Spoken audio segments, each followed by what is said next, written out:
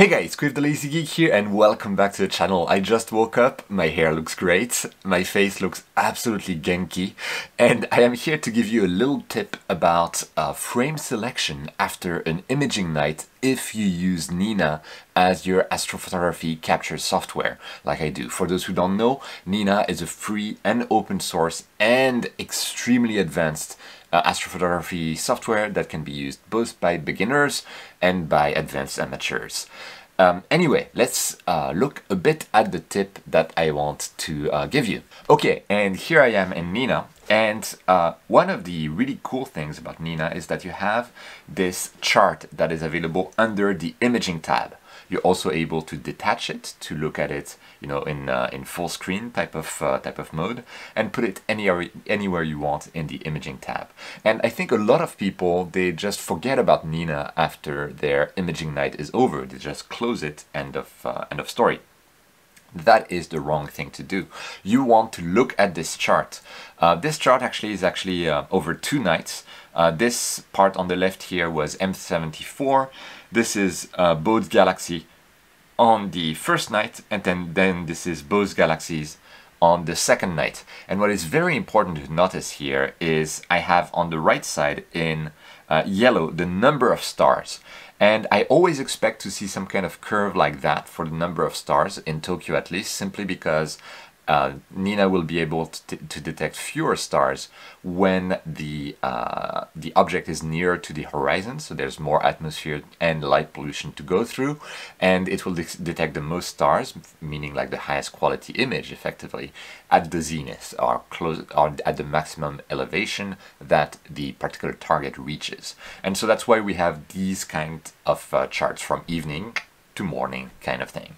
And when you see something that does not reflect that, you know something went wrong with this image. So for instance, if I look at M74, this image here, I'm gonna throw it away because it has fewer stars. I'm not even interested in looking at it. I'm just going to select it, delete.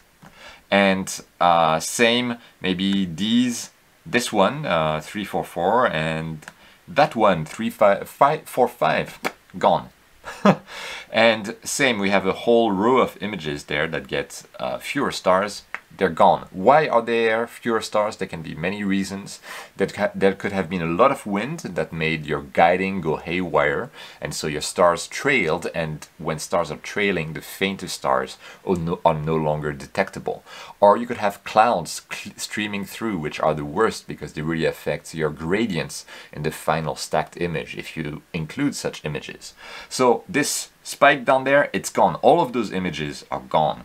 And then you can see on the right hand side here, so that was in the early morning, like I have tons of bad images. So I could probably rescue the ones that are in here, but I no longer trust them. And plus, if you follow the curve there, I would expect the curve to kind of like go this direction. Everything here is lower. So all of those frames are garbage, basically. And what I'm gonna do is, like, after which frame? After this frame there, so what do I have? 1025, right? Number 1025. So 1026, and later gonna throw away, delete. That's it. And this chart is really cool because you can choose other indicators. So we have like the number of stars. We have the HFR, which is like the diameter, effectively, the average diameter of stars. And we have things as well like the RMS, and this is the guiding RMS. So how well did your guider perform during a particular exposure? So instead of choosing stars, I could choose guide RMS, and you can see there are times when the guide RMS is high, and those are exposures that I would typically throw away. So instead of using HFR and guide RMS, I'm going to use stars and guide RMS. And it's very interesting because quite often you will see a correlation between an increase in guide RMS, like here, and a decrease in the number of stars, which absolutely makes sense. And you can use that to really disqualify frames as needed, because you can tell there was a lot of wind during those frames. Although overall for me, it's only the end result that counts. So I see this image there has a terrible guide RMS. I'm not sure why. It's possible that the dithering recovery didn't work well, but the number of stars is unaffected. If the number of stars is completely unaffected, it means there's likely no star trailing. So I'm going to keep this image. And you can see at the right hand side we can have the opposite happening. Even though I have much fewer stars, the guiding is unaffected, and this is very indicative of clouds. The guiding will start being affected here closer to the morning, and that's also likely due to a heavier cover of clouds. So it's always interesting to look at those indicators and to decide, okay, which frames am I going to throw away without even looking at them? Because when you have as many frames as I do here, so for this Bode Galaxy over 2 nights, I think I have like, yeah, 1025 frames, right? Not including the ones I'm going to throw away. I'm not going to go manually and check each of those frames. I mean, it's just, no, I'm too lazy for that. And so when you're lazy, the good way of excluding frames is to look at statistics. And Nina provides an amazing tool for that. And I absolutely love this. Also, there's a bonus perk. You can click that save button, so you can save this as a CSV file. And when you're saving this as a CSV file, you can then analyze it in Excel or Google spreadsheets without any issues. So it's like super convenient.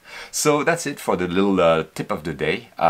Don't close Nina after you've finished your imaging night. You want to look at the chart here and make sure that if there are dips in the number of stars, you remove that. And if you see like a sustained bad RMS and guiding, you remove that, you know, that kind of stuff. And that's pretty much it for this tip. I hope it was useful to you guys. If you like this kind of tips and tricks, feel free to, you know, like the video, click that subscribe button, that bell icon, and leave a comment, etc. with your own tips, you know, why not? Oh, and I also started to add some perks to my Patreon supporters in the form of completely uncut and unedited PixInsight processing videos on images that I haven't processed before, or if I have processed them before, I completely forgot what I did. So you can see me discover the image together with you, make mistakes hopefully, and see my thought processes as I process those images. So that's exclusive to Patreon supporters. I'm also thinking about adding ad-free versions of my YouTube videos to certain ranks of Patreon supporters. If that sounds like something that's interesting to you, feel free to go and check the link in the description. And as always, thank you so much to all of my Patreon supporters. But more important than all of that stuff, don't forget whenever you can to look up at the stars, and I'll see you next time.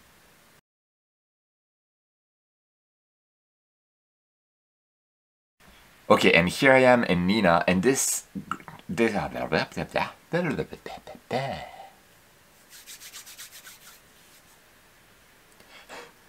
okay, and